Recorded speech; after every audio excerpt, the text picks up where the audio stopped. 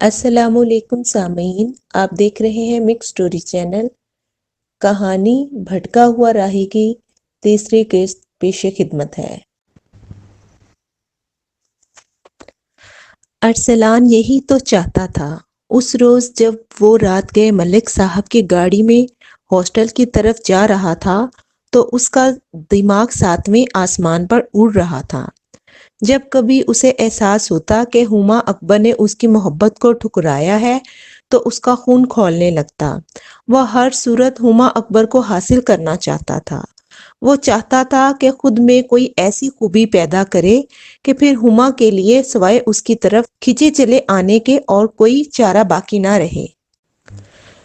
قریباً 1 مہینے کے بعد ہی ایک روز افتخار اس کے ہتھے چڑھ گیا۔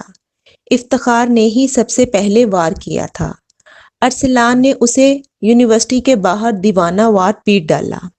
اس نے افتخار کی ٹانگ توڑ دی تھی، اس کا سر پھٹ گیا تھا، اور ارسلان کے ساتھی اس کا ہاتھ نہ روک لیتے تو شاید وہ افتخار کو جان سے ہی مار ڈالتا۔ بے ہوش افتخار کو کوڑا کرکٹ کے ڈھیر پر پھینکنے کے بعد وہ اپنے دوست کی موٹر سائیکل پر بیٹھ کر وہاں سے فرار ہو گیا۔ موٹر سائیکل کا رخ شہر کے ماڈرن آبادی کے ایک بنگلے کی طرف تھا۔ موٹر سائیکل پر نظر پڑتے ہی چوکیدار نے مین گیٹ کھول دیا۔ موٹر سائیکل ایک کونے میں کھڑی کر کے دونوں برآمدے کی طرف چلے گئے۔ پھر ارسلان اپنے ساتھی کے تعاقب میں ڈائننگ روم میں داخل ہو گیا، جہاں ایک آرام دہ صوفے پر ملک صاحب پالتی مارے بیٹھے تھے۔ Well done my boy, well done. میں نے کہا تھا کہ تم آگے نکلو گے، تم میں سب کچھ کر گزرنے کی سکت ہے۔ انہوں نے بے تکلفی سے ارسلان کو گلے لگاتے ہوئے اس کے ماتھے کو بوسہ دیا۔ ونڈرفل، بہت اچھا کیا تم نے۔ یاد رکھو اس ملک میں شریف آدمی کو بزدل اور کہتے ہیں، یہاں خود کو منوانا پڑتا ہے، بائی ہک یا بائی کروک، جیسے بھی۔ یہ لوگ شرافت کی زبان نہیں سمجھتے۔ مجھے دیکھو، میں 20 سال سے بکواس کر رہا ہوں، کوئی میری بات پر کان دھرنے کے لیے تیار ہی نہیں ہوتا۔ میری زبان ہی کسی کو سمجھ نہیں آتی۔ ٹھیک ہے، اسمبلی کے الیکشن میں جیت جاتا ہوں، لیکن مفت نہیں، لاکھوں خرچ کرنے کے بعد، اور یہ کوئی کرائٹیریا بھی نہیں۔ تم میری جگہ کسی عام آدمی کو لاکھوں روپے کی مدد سے اس ملک کا وزیر اعظم بنا سکتے ہو۔ بہت اچھا کیا تم نے۔ ان لوگوں کو جواب ملنا ہی چاہیے۔ ارے کوئی تو مائی کا لال ایسا ہو۔ وہ خاموش ہو گیا۔ سر جی، ابھی تو ہم نے ارسلان صاحب کے اور بہت سے بدلے چکانے ہیں، اس کے ہمراہی نے مکاری سے مسکراتے ہوئے کہا۔ کیوں نہیں، کیوں نہیں؟ ارے جب تک میں زندہ ہوں کوئی تمہاری ہوا کی طرف نہیں دیکھ سکتا۔ جو تمہارا دل چاہے کرو، میں سنبھال لوں گا۔ چیف منسٹر میری جیب میں پڑا ہے، اس بات کا علم آئی جی کو بھی ہے، اور اس شہر کے ایس پی کو بھی۔ اچھا بھئی، میں چلتا ہوں، پولیس کے معاملات بھی سنبھالنے ہیں۔ تم لوگ آج رات یہیں رکنا، رات تک میں پولیس کو سنبھال لوں گا۔ اور ہاں ارسلان بیٹا، تم یہ رکھ لو۔ اس نے اپنے بریف کیس سے نوٹوں کا ایک بنڈل نکال کر ارسلان کی طرف پھینک دیا۔ اور تم اختر میاں، یہ رکھ لو۔ اس نے چھوٹا سا ایک بنڈل اختر کی طرف پھینکا۔ ارسلان نے کچھ ہچکچاہٹ کا مظاہرہ کیا، لیکن اختر نے جھپٹ کر بنڈل اٹھایا اور اپنی جیکٹ کی جیب میں رکھ لیا۔ بھئی، ہمارے مہمان کا خاص خیال رکھنا، اسے احساس ہونا چاہیے کہ ملک کا مہمان ہے۔ اس نے اختر کی طرف دیکھ کر آنکھ دبائی۔ سر جی، آپ فکر ہی نہ کریں، ارسلان صاحب کو خوش کر دیں گے۔ اختر نے بے حیائی سے دانت نکال دیے۔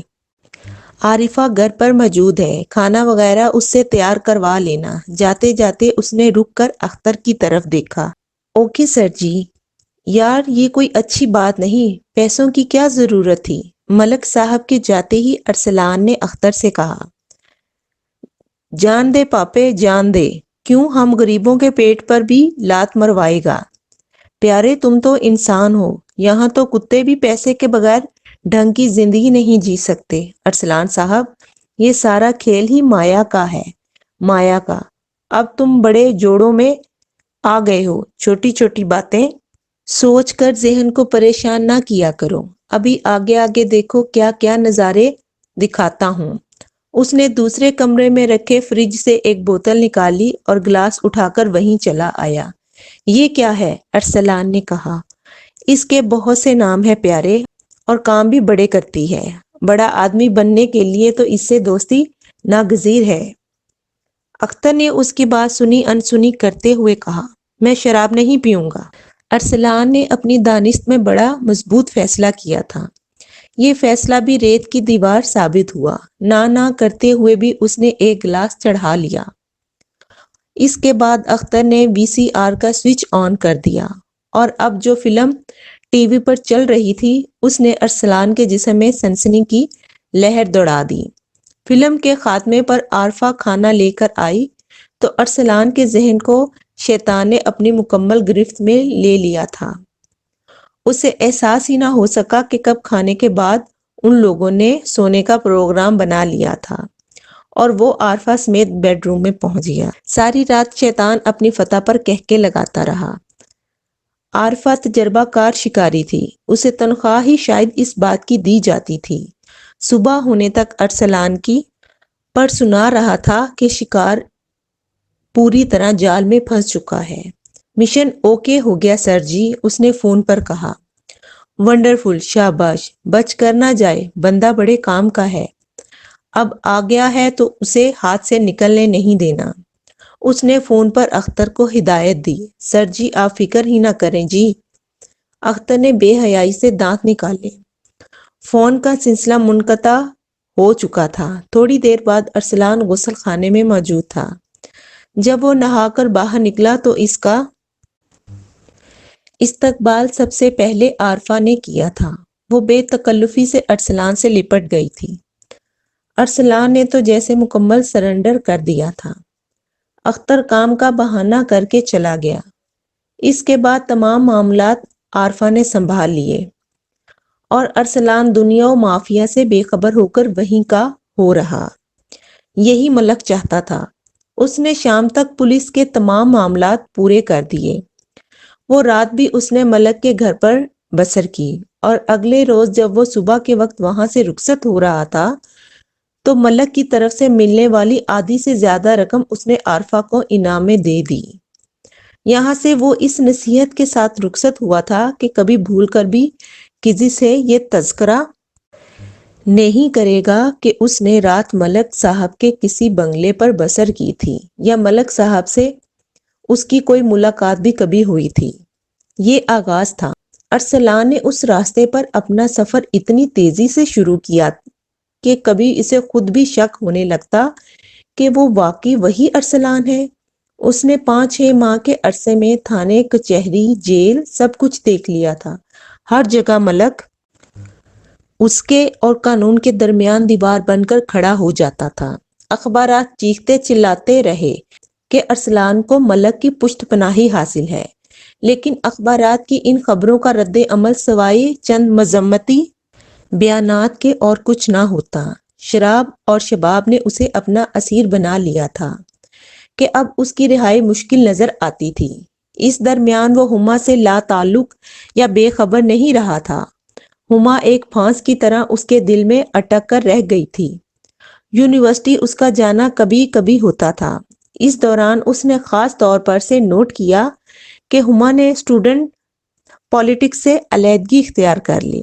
اب ارسلان انقلابی اسٹوڈنٹ فیڈریشن کا جنرل سیکرٹری تھا۔ کبھی کبھی دونوں کا آپس میں ٹکراؤ ہوتا تو دونوں ہی ٹکر ٹکر ایک دوسرے کو دیکھتے رہتے۔ اس روز تو ارسلان حیران ہی رہ گیا جب ہما اکبر شیروانی اس کے ہاسٹل میں ملنے آئی۔ میں یونیورسٹی چھوڑ رہی ہوں، اس نے ارسلان سے کہا۔ اس اطلاع کا شکریہ، لیکن آپ مجھ سے کس رد عمل کی توقع رکھتی ہیں؟ ارسلان کا لہجہ خاصا طنزیہ تھا۔ تم بہت اونچے اڑ رہے ہو ارسلان۔ چھوٹی کشتیوں کو سمندر کے درمیان جانا زیب نہیں دیتا۔ اب بھی وقت ہے کنارے کی طرف لوٹ آؤ۔ ہاں یہ بھی سن لو کہ اب تم کوئی بھی رد عمل ظاہر کرو گے تو اس کی میرے نزدیک کوئی اہمیت نہیں ہوگی۔ اب تم میں موجود معصومیت اور حیا مر چکی ہے۔ اب تم میری صف میں کھڑے ہو گئے ہو ارسلان۔ کاش تمہاری اور میری ملاقات کبھی نہ ہوئی ہوتی۔ میرے ضمیر کو یہی ایک خلش تڑپاتی رہے گی۔ اس راستے پر تمہیں گامزن کرنے میں کہیں نہ کہیں میرا حصہ ہے۔ ارسلان، خدا کے لیے اب بھی وقت ہے، لوٹ جاؤ۔ یہ سب فراڈ ہے۔ مجھے سب کچھ گنوا کر احساس ہوا کہ یہ دھوکہ ہے، دھوکہ۔ تم دھوکے کی نگری کے مسافر بن چکے ہو۔ یہ راستہ صرف ایک سمت کو جاتا ہے، تباہی کی سمت۔ اس کا گلا روندھ گیا تھا، اس کے لیے بولنا محال ہو رہا تھا۔ بڑے صبر سے اس نے اپنے آنسو روک رکھے تھے۔ ارسلان، میں نے کوشش کی تھی کہ اپنا فرض نبھاتے ہوئے تمہیں تباہی کے اس گڑھے کی طرف جانے سے روک لوں جس کی طرف تم برق رفتاری سے بڑھ رہے ہو، لیکن افسوس میں نے دیر کر دی۔ خدا تمہاری حالت پر رحم فرمائے۔ یہ کہہ کر وہ روتی ہوئی باہر نکل گئی۔ حاسد، جل گئی سالی، اختر نے ارسلان کی بات مکمل ہونے سے پہلے ہی کہا۔ وہ اسے خبر دینے آیا تھا کہ ملک صاحب نے اس کو نئی موٹر سائیکل تحفے میں دی ہے اور اختر اس کی چابیاں ہی اسے دینے آیا تھا۔ تمہاری شہرت اس کو ہضم نہیں ہو رہی۔ تم نہیں جانتے اس عورت کو۔ آج تک کوئی جھکا نہیں سکا۔ تم نے اسے نیچا دکھا دیا ہے، اور یہ معمولی بات نہیں۔ تم اندازہ نہیں کر سکتے ارسلان کہ تمہاری کیا پوزیشن بن چکی ہے۔ اگلے الیکشن میں تمہیں کوئی بھی پارٹی ہاتھ باندھ کر ٹکٹ دے سکتی ہے۔ تم بس آگے کی سمت دیکھو، آگے دیکھو، آگے بڑھو، آگے نکلو۔ زندگی پلٹ کر دیکھنے والوں کو اندھا کر دیتی ہے ارسلان۔ اختر نے اس کے کندھوں پر ہاتھ رکھ کر کہا، اور ہاں یار، تم نے اس پر کیا جادو کر دیا ہے۔ ہر وقت تمہارا ذکر کرتی رہتی ہے۔ آج اس سے مل لینا، ورنہ عارفہ مجھے معاف نہیں کرے گی۔ دونوں اکٹھے ہی باہر آئے تھے، نئی موٹر سائیکل اور عارفہ کے ساتھ شب بسری۔ ملک کا شکنجہ اس کے گرد تنگ ہو رہا تھا۔ اس کی گرفت ارسلان کے حلقوم پر سخت ہو رہی تھی اور اسے احساس نہیں ہو رہا تھا۔ ملک کے گھر سے نکل کر وہ اپنی نئی موٹر سائیکل پر ہاسٹل کی طرف آ رہا تھا۔ کالج روڈ کا چوک مڑتے ہی ایک سفید رنگ کی ویگن نے اس کا پیچھا کرنا شروع کر دیا۔ اس تعاقب کا احساس ارسلان کو اس وقت ہوا جب اچانک ہاسٹل کے سڑک گھومتے ہوئے ویگن اس کے بالکل سامنے آ گئی۔ موٹر سائیکل کو بریک لگاتے لگاتے وہ ویگن سے ٹکرا کر گر پڑا۔ گرنے سے اسے کوئی چوٹ نہیں آئی تھی۔ اس نے غصے سے اٹھ کر کھڑا ہونا چاہا، لیکن اچانک ہی سر پر لگنے والی ہاکی کی ضرب نے اس کو دن میں تارے دکھا دیے۔ اندھیرے میں ڈوبتے اس کے ذہن پر جو آخری منظر نقش ہوا وہ ان اجنبی اور شناسا چہروں کا تھا جو ویگن سے اتر کر ہاتھوں میں ہاکیاں تھامے اس پر حملہ آور ہوئے تھے۔ شاید ان میں سے ایک نے اپنے ہاتھ میں پستول بھی تھام رکھا تھا۔ ارسلان کو ہوش آیا تو وہ کسی زمین دوز کمرے میں فرش پر پڑا تھا۔ کسی نے اس کے منہ پر پانی کے چھینٹے مارے تھے۔ اس کے سامنے 5 نقاب پوش کھڑے تھے۔ کون ہو تم؟ اس نے کھڑے ہونے کی کوشش کی، لیکن پنڈلی پر پڑنے والی ضرب نے اسے دوبارہ زمین پر گرا دیا۔ اس کے ساتھ ہی چاروں اس پر پل پڑے۔ انہوں نے ارسلان کو زیر تفتیش مجرموں کی طرح کمرے کی چھت سے لٹکتی 2 لوہے کی زنجیروں میں باندھ لیا تھا۔ اس کی دونوں کلائیاں زنجیروں سے بندھی تھیں۔ اس کے ساتھ ہی اس کے پاؤں میں ایسی ہی زنجیر ڈال دی گئی۔ اس دوران اغوا کنندگان نے اسے اپنا تعارف کروا دیا۔ تم کیا سمجھتے تھے کہ وہ حرامی کی اولاد ملک ہر جگہ تجھے بچا لے گا؟ اسے کہو گورنر، چیف منسٹر یا آئی جی سے کہہ کر تمہیں سزا سے بچا لے۔ کتے کے پلے، تم نے افتخار کو مارا۔ ہم تمہارے ہاتھ تمہارے جسم سے الگ کر دیں گے۔ ایک غصیلی آواز نے اسے گالیاں بکتے ہوئے کہا۔ ارسلان سمجھ گیا کہ وہ مخالف تنظیم کے قابو میں آ چکا ہے اور معافی مانگنے یا گڑگڑانے پر بھی خیر کی کوئی توقع نہیں تھی۔ اس نے دیوانہ وار انہیں گالیاں دینا شروع کر دیں، جس کے ساتھ ہی چاروں حسب توفیق اس پر ستم آزمائی کرنے لگے۔ اس دوران میں وہ 2 مرتبہ بے ہوش ہوا، لیکن ہر دفعہ ہوش میں لانے کے بعد وہ لوگ باقاعدہ ماہر ڈاکٹروں کی طرح اس کی نبض اور بلڈ پریشر چیک کرتے۔ ان کا لیڈر اس کے بعد جیل کے ڈاکٹروں کی طرح انہیں دوبارہ مار کٹائی کا سگنل دیتا اور وہ اس پر تشدد کرنے لگتے۔ شام گئے تک یہ عمل جاری رہا۔ اس درمیان وہاں مختلف تنظیموں کے لوگ آتے جاتے رہے۔ وہ ارسلان سے ایک سفید کاغذ پر دستخط کروانا چاہتے تھے، لیکن شام گئے انہیں یقین ہو چلا تھا کہ وہ مرتا مر جائے گا لیکن جیتے جی دستخط نہیں کرے گا۔ ٹھیک ہے، مہر لگا کر رہا کر دو۔ اگر یہ ہمارا مہمان بنا ہے تو ہماری نشانی لے کر واپس جائے۔ ان کے لیڈر نے احکامات جاری کیے۔ کسی نے اس درمیان استری کا پلگ لگا دیا تھا۔ جب استری آگ کی طرح دہکنے لگی تو پلگ اتار کر اسے الگ کر لیا گیا۔ تشدد سے نیم بے ہوش ارسلان کی گالیوں پر کان دھرے بغیر ان میں سے ایک نے اس کی کمر سے قمیض پھاڑ کر الگ کر دی۔ دوسرے لڑکوں نے اس کی بے بسی پر کہکا لگایا۔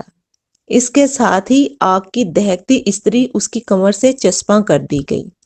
اس کے جسم سے کھال جلنے لگی تھی۔ اس کے منہ سے ذبح ہونے والے بکرے کی طرح زوردار آوازیں نکل رہی تھیں۔ بامشکل 1 منٹ کی اذیت وہ برداشت کر سکا، پھر بے ہوش ہو گیا۔